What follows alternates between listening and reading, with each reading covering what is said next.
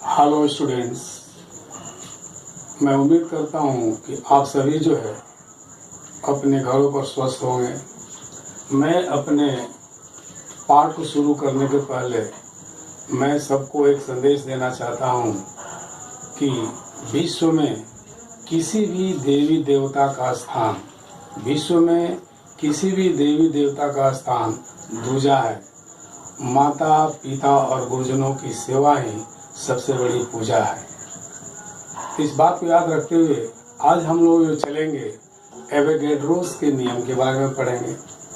तो सबसे पहले एवोगैड्रोस ने हम लोग को बताया था कि चाहे जो भी गैस क्यों न लें, अगर उसका तापक्रम और दबाव स्थिर हो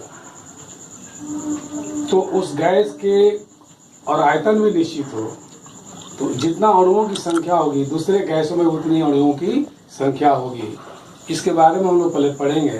देखो एवोगैड्रोस का नियम क्या बताया गया है कि समान दबाव तथा समान तापक्रम पर सभी गैसों के समान आयतन में अणुओं की संख्या समान होती है। इसका अर्थ क्या हो, जरा हम विचार करें। जैसे मान लिया जाए कि ये एक पात्र है,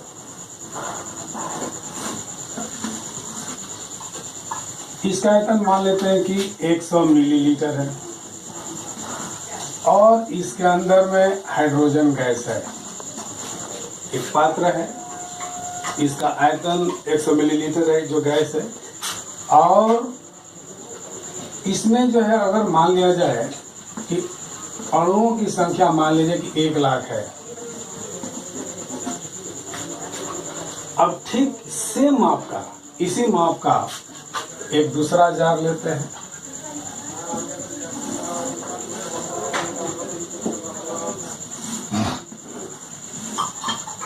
इसमें भी 100 मिलीलीटर ऑक्सीजन गैस लेते हैं। तो इसमें हमको विचार करना कि इसमें अणुओं की संख्या कितनी होगी। तो तुम्हें जानना चाहिए कि इसका आयतन 100 मिलीलीटर है, इसका भी आयतन 100 मिलीलीटर है।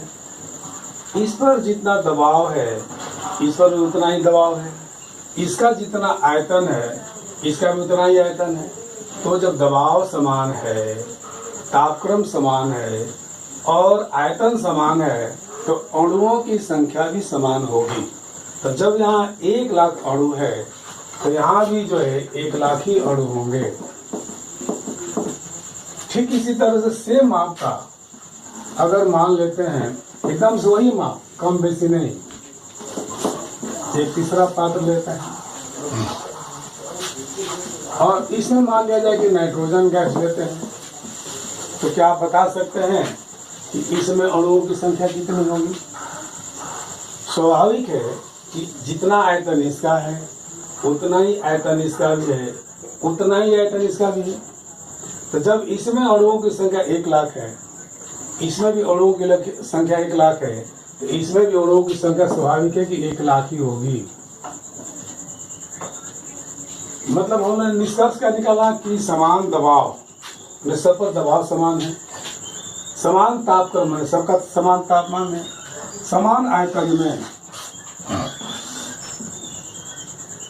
अणुओं की संख्या क्या होती है? समान होती है। तो इस तरह से हम उम्मीद करते हैं कि आप लोग एवोगैड्रोस नियम को समझ लिए होंगे।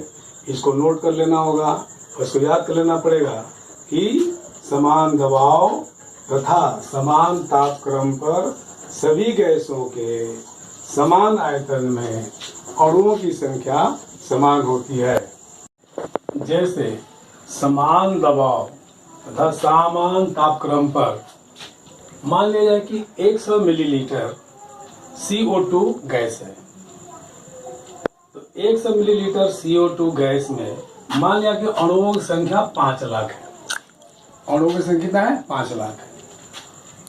अगर 100 मिलीलीटर ऑक्सीजन लेते हैं तो इसमें भी अणुओं की संख्या कितनी होगी? 5 लाख होगी, क्योंकि दोनों का आयतन क्या है? समान है। अगर मान लिया जाए कि 200 मिलीलीटर नाइट्रोजन गैस ले रहे हैं, इसका आयतन डबल हो गया तो अणुओं की संख्या भी डबल हो जाएगी। तो अब अणुओं की संख्या जो है 10 लाख हो जाएगा, यानी कि 200 मिलीलीटर नाइट्रोजन में अणुओं की संख्या 10 लाख हो जाएगी।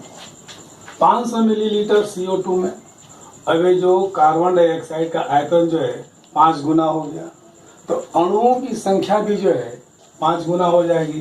तो 5 लाख है तो उसका हो गया 5 गुना 25 लाख हो गया। तो हम देख रहे हैं कि अगर हमारा आयतन बढ़ रहा है तो अणुओं की संख्या भी बढ़ रही है। हम यहाँ एक बात ये कह सकते हैं कि मान लीजिए कि आयतन भी है और अणुओं की संख्या मान लेते हैं कि n है, तो भी समानुपाती n होता है। मतलब अगर आयतन बढ़ेगा तो अणुओं की संख्या बढ़ेगी और आयतन घटेगा तो अणुओं की संख्या घटेगी। और उल्टा ये भी कह सकते हैं कि यदि अणुओं की संख्या बढ़ती है तो आयतन बढ़ता है, अणुओं की संख्या घटती है तो आयतन भी घटता है। लेकिन शर्त ये रहेगा कि दबाव और तापमान समान होना चाहिए। अगर मान लिया जाए थोड़ा देर के लिए कि 50 लीटर जो है हाइड्रोजन है, इसमें वायु अणु है। 50 लीटर हाइड्रोजन में कितना अणु है? वायु अणु है। तो 100 लीटर CO2 में यानी कभी कितना हो गया? डबल हो गया। तो अणुओं की संख्या डबल हो जाएगी। तो वायु का डबल क्या होता है? 2 वायु अणु होता है। अगर कह देगा कि 50 लीटर अमोनिया में तो अणुओं की संख्या कितनी होगी, तो जरा हम एक ही नियम का यूज करेंगे कि मान लिया जाए कि चूंकि 50 लीटर में अणुओं की संख्या कितना है? वाई है, इसलिए 1 लीटर में अणुओं की संख्या कितना होगा? वाई बटा में 50 होगा। इसलिए कितना लीटर है? 75 लीटर। अणुओं की संख्या वाई इंटू 75 बटा में 50 घटा लेंगे। 50 दिया 75 है, 25 दिया 75, 25 में 50, यानी कि 75 लीटर अमोनिया में अणुओं की संख्या कितना हो जाएगा? 3y/2 हो जाएगा। तो इस तरह हम देख रहे हैं कि अगर आयतन बढ़ रहा है तो अणुओं की संख्या भी बढ़ रही है। तो मैं उम्मीद करता हूं कि ये हम लोग ये एवोगैड्रोस के नियम को समझ लिए होंगे।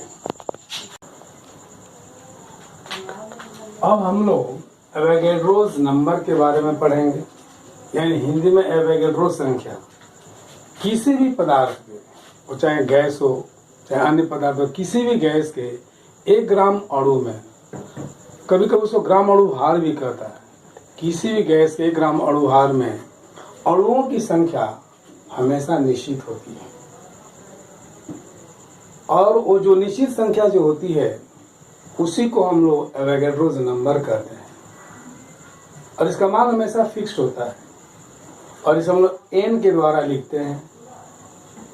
और एवोगैड्रोस नंबर का मान 6.023 इंटू 10⁻23 होता है।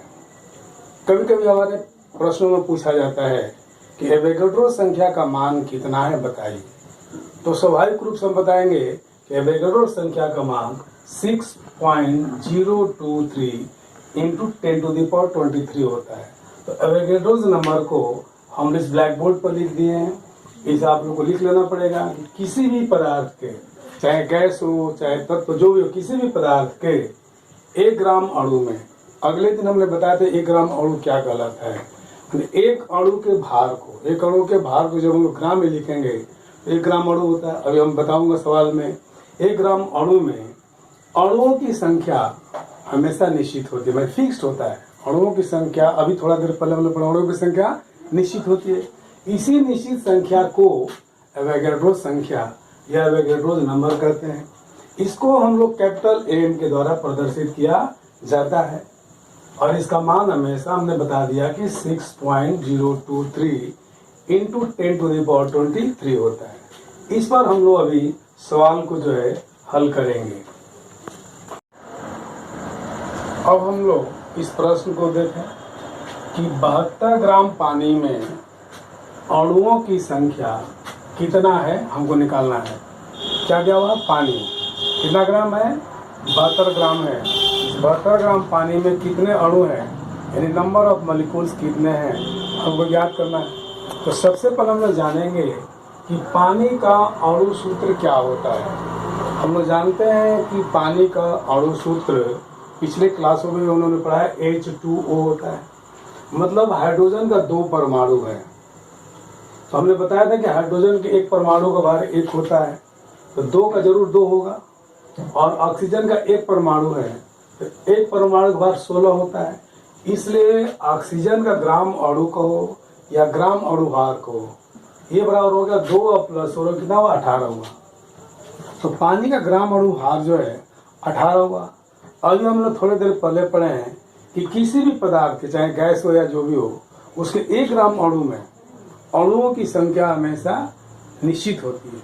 तो हमारा पानी का ग्राम अणु भार 18 ग्राम है, तो मतलब कि 18 ग्राम पानी में अणुओं की संख्या 6.023 इंटू 10⁻23 होगी, फिक्स्ड है। इसलिए 1 ग्राम पानी में अणुओं की संख्या 6.023 इंटू 10⁻23 बाई 18 होगा, कि कम हो जाएगा। इसलिए 72 ग्राम पानी में अणुओं की संख्या बढ़ जाएगा, तो 72 से गुणा हो गया, तो 18 चौक 72 हो गया। तो हम लोग गुणा करेंगे इसमें, तो हमारा आएगा 24.092 इंटू 10⁻23। इस प्रकार हम कह सकते हैं कि 72 ग्राम पानी में कितने अणुओं की संख्या होगी, 24.092 इंटू 10⁻23 होता है। इसी प्रकार से अन्य गैसों के बारे में पूछ सकता है कि इतने ग्राम पानी में, इतने ग्राम ऑक्सीजन में अणुओं की संख्या कितनी होगी। तो सबसे पहले उसका हम लोग ग्राम अणु भार निकालेंगे या ग्राम अणु निकालेंगे। जो भी ग्राम अणु आएगा उसमें अणुओं की संख्या इतनी होगी, एकदम फिक्स है। उसके आधार पर हम क्या कर सकते हैं, निकाल सकते हैं। इस प्रकार एवोगैड्रो की सहायता से हम लोग अणुओं की संख्या को ज्ञात कर सकते हैं। अब हम लोग अणु आयतन या ग्राम अणु आयतन के बारे में सीखेंगे। तो ग्राम अणु आयतन या ग्राम अणु जानने के पहले हमें एक बात को जानना होगा, एनटीपी। एनटीपी का पूरा नाम होता है नॉर्मल टेम्परेचर एंड प्रेशर, यानी सामान्य तापक्रम एवं दबाव। हमें जानना चाहिए कि नॉर्मल जो टेम्परेचर होता है उसका मान होता है 0 डिग्री सेंटीग्रेड या 273 केल्विन होता है। कभी आप लोगों को कोई पूछे कि नॉर्मल टेम्परेचर का मान कितना होता है, तो नॉर्मल टेम्परेचर कहने का मतलब हो गया कि 0 डिग्री सेंटीग्रेड या 273 केल्विन होता है। और नॉर्मल जो प्रेशर होता है उसका मान 76 सेंटीमीटर ऑफ Hg या 760 मिलीमीटर ऑफ Hg होता है। या बहुत उसको 1 एटमॉस्फेयर भी कहते हैं। क्या कहते हैं, 1 एटमॉस्फेयर भी कहते हैं। तो पहले हमको जानना पड़ेगा कि एनटीपी का पूरा नाम क्या है। तो एनटीपी का पूरा नाम नॉर्मल टेम्परेचर एंड प्रेशर है। नॉर्मल टेम्परेचर का मान 0 डिग्री सेंटीग्रेड या केल्विन में कहेंगे तो 273 केल्विन होता है। और नॉर्मल प्रेशर का मान 76 सेंटीमीटर ऑफ मरकरी या 760 मिलीमीटर ऑफ मरकरी, या हम लोग 1 एटमॉस्फेयर भी कहते हैं। ये एनटीपी जानने के बाद अब हम लोग अणु आयतन या ग्राम अणु आयतन के बारे में जाने। अब जो भी गैस हो, यहाँ पर कोई पदार्थ नहीं, सिर्फ ओनली गैस याद रखना पड़ेगा कि किसी गैस के 1 ग्राम अणु भार का एनटीपी पर आयतन हमेशा जो होता है वो कितना होता है, 22.4 लीटर होता है। तो इस बात को याद रखना पड़ेगा कि किसी गैस के 1 ग्राम अणु भार का एनटीपी पर जो आयतन होता है उसे उस गैस का ग्राम अणु भार कहते हैं। और सभी गैसों के लिए इसका मान एसटीपी पर या एनटीपी पर हमेशा 22.4 लीटर होता है। कभी कभी इस तरह से प्रश्न पूछता है कि एनटीपी पर किसी गैस का आयतन कितना होता है। 1 ग्राम अणु का आयतन हमेशा 22.4 लीटर होता है। इस पर जो है सम्स भी पूछे जाते हैं, वो सम्स को मैं अभी आप लोगों को लिख रहा हूँ। अब हम लोग इस सम्स को लें। 88 ग्राम कार्बन डाइऑक्साइड का एनटीपी पर आयतन कितना होगा हमको निकालना है। तो सबसे पहले हमने बताया कि कार्बन डाइऑक्साइड का अणु सूत्र होता है CO2। क्या होता है? CO2 होता है। इसलिए कार्बन डाइऑक्साइड का ग्राम अणु भार निकालेंगे। यहाँ हम देख रहे हैं कि कार्बन का एक परमाणु है और एक परमाणु का भार होता है 12, इसलिए यहाँ पर C का हो गया 12 प्लस ऑक्सीजन का 2 परमाणु है, एक परमाणु भार 16 है, तो 2 परमाणु भार 16 दूनी का 32 हुआ। इसलिए कार्बन डाइऑक्साइड के ग्राम अणु को या ग्राम अणु भार को हो गया 44 ग्राम। अभी थोड़ी देर पहले हम लोगों ने बताया था कि किसी भी गैस के 1 ग्राम अणु का आयतन एनटीपी पर हमेशा 22.4 लीटर होता है, फिक्स होता है। तो हमने कार्बन डाइऑक्साइड ग्राम अणु भार 44 निकाला, इसमें हम अमोनिया के निकालेंगे 17 ग्राम आएगा, तो उसका भी आयतन 22.4 लीटर होगा। जो भी गैस हो उसका 1 ग्राम अणु भार जो आएगा उसका आयतन हमेशा 22.4 लीटर होगा, फिक्स्ड है। ये सबको समझ में आया होगा। अब हम लोग देखते हैं कि 44 ग्राम, कितना ग्राम? 44 ग्राम CO2 का एनटीपी पर आयतन कितना होता है? 22.4 लीटर, एकदम फिक्स्ड है ये। इसलिए 1 ग्राम CO2 का एनटीपी पर आयतन कम होगा, कम के लिए भागा होता है, तो बटा 44 हो गया। इसलिए पूछा कि 88 ग्राम, कितना ग्राम पूछा है? 88 ग्राम। 88 ग्राम CO2 का एनटीपी पर आयतन कितना होगा? तो 22.4 गुणे 88 बटा में 44, 44 गुणे 88 कर दिया, 22.4 में 2 से गुणा करेंगे तो 44.8 लीटर होगा। इस प्रकार हम लोग देख रहे हैं कि 88 ग्राम कार्बन डाइऑक्साइड का एनटीपी पर आयतन 44.8 लीटर होता है। तो कोई भी गैस का अगर एनटीपी पर आयतन निकालने को कहेगा तो पहले उसका अनुग्राम अणु निकाल लेंगे। जो भी ग्राम अणु आएगा उसका आयतन बिल्कुल फिक्स होता है। अब हम लोग गै-लुसेक के नियम के बारे में पढ़ेंगे। गै-लुसेक ने ये बताया था कि वो हमेशा जो क्रिया होगी वो गैस के बारे में होगी। 2 बात याद रखना होगा, क्रिया कारक और क्रिया फल। रासायनिक क्रिया के पहले जो गैसें होगी वो क्रिया कारक गैसें होंगी और रासायनिक क्रिया के बाद जो गैस बनेगी वो क्रिया फल होगी।